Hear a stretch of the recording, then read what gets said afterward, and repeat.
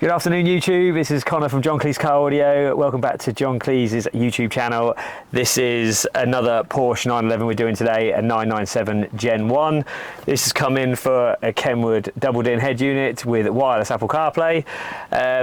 We've been tasked with retaining the original Bose audio system and also the original steering wheel controls, which no problems, we've done that. Let's get the unit booted up and show you what it looks like turned on.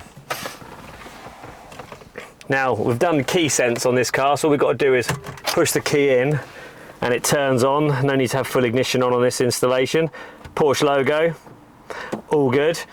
So this video will showcase what it looks like installed. So you've got the nice colour matched silver fascia surround, flush fit as well, so it just looks right at home. No need to worry about losing that original PCM system in this, because this aftermarket radio looks good.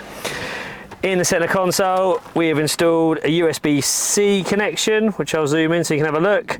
The new model's USB-C now, meaning you get fast charge, which is nice and useful.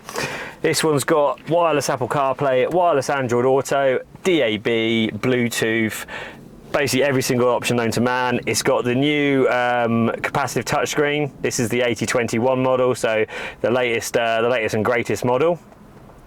Easy to connect your phone up, whether you're Android or Apple. Very seamless, very user-friendly unit. You can add a reverse camera to this as well. It's got a camera button just there, but if you automatically select reverse on the gear stick, the camera would actually come up, so you can do a reverse camera on this. You can also add a front camera or a dash cam, because Kenwood's got their own dash cam range. So literally, real versatile system. But yeah, that's about it. It's a little short video of the installation in another Porsche we've done here today at John Kleis. But for now, it's Connor signing off. See you later.